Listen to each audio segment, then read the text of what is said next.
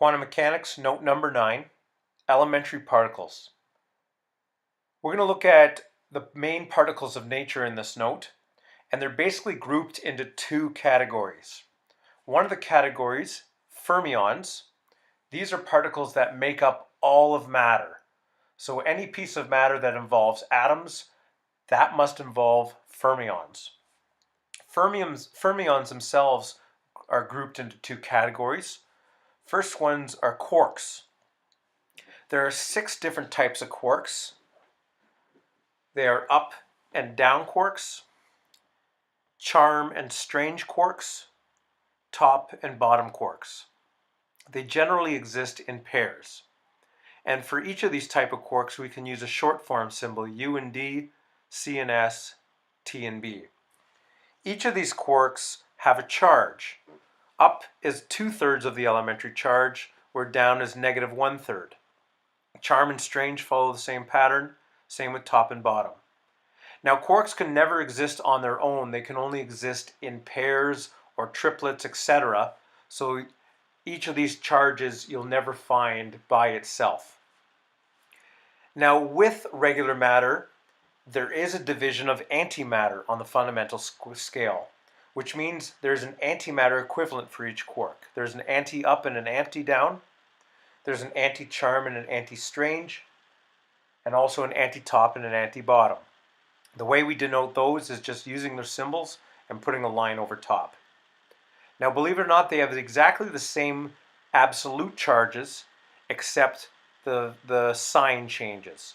So an anti-up is -2/3, and an anti-down is +1/3, and that pattern follows through as well. So if we look at some examples of fermions, the most fundamental ones are going to be a proton and a neutron. A proton is made of 2 up quarks and a down quark. So if ups are 2/3 and down is a -1/3, if we add that together, that gets us an overall charge of 1, which we know is our charge for a proton. A neutron is 2 downs and an up. So 2 -1/3 and a 2/3 gets us no charge, which we know is the charge of a neutron. If we look at a different particle called a pion has an up and an anti-down. So if we look at the overall charge of a pion, that gives us a charge of +1. So overall, if we ever have a 3-quark combination, that is called a baryon. If we ever have a 2-quark, meaning a quark and an antiquark combination, that's something called a meson. So from our examples, the proton and the neutron are both baryons, and a pion here is our meson. Now the other type of fermion is called a lepton, and there are 6 varieties of those, or 6 flavors as they're called in physics. There's an electron, a muon, and a tau particle. Now, alternatively to protons, leptons are able to exist on their own.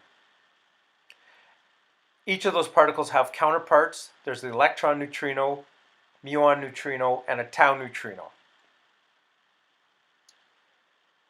Now, with the existence of antimatter, if we have matter and antimatter combine, we get something called positron annihilation, or any type of annihilation. Here, we're going to look at positron annihilation in particular. This is where we can have an electron and its antimatter counterpart, a positron. If they combine, the mass totally annihilates, E = mc² style, and we get energy released. In this case, we'll have a burst of gamma rays. Now, the opposite is also true.